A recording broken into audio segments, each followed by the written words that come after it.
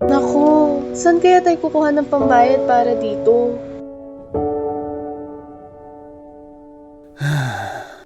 Huwag nang mangamba, nandito na ang MAIP program.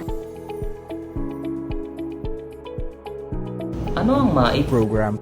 Ang Medical Assistance to Indigent Patients Program o MAIP program ay alinsunod sa RA 11463 o ang Malasakit Centers Act.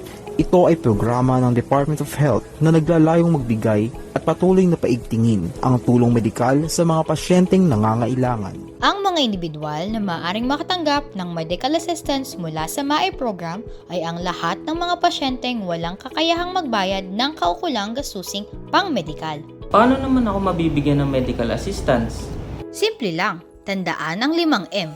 Una, magpakonsulta. Pangalawa, magtungo.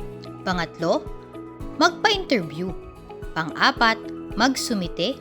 At pang-lima, medical assistance. Upang maging kwalipikado sa MAIP program, dapat ay magpakonsulta o magpagamot sa doktor ng pinakamalapit na ospital na may MAIP o Malasakit Center. Matapos masuri ng doktor, maaari nang magtungo sa Social Services Center o Malasakit Center at makipag-ugnayan sa Social Welfare Officer. Magpa-interview sa Social Welfare Officer upang ma-assess ang pasyente at makita kung kwalipikado sa tulong medikal na ibibigay ng programa. Kung kwalipikado sa tulong medikal, maaari nang magsumite ng mga kinakailangang dokumento.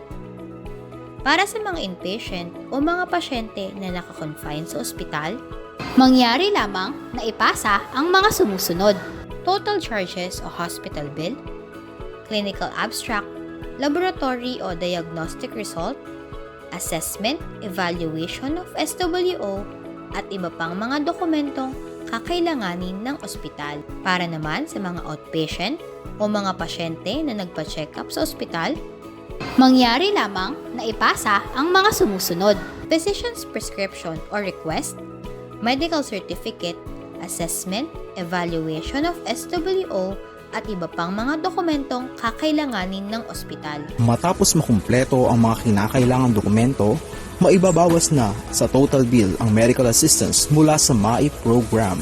Ganun pala yun. Maraming salamat po. Malaking tulong po ito sa akin.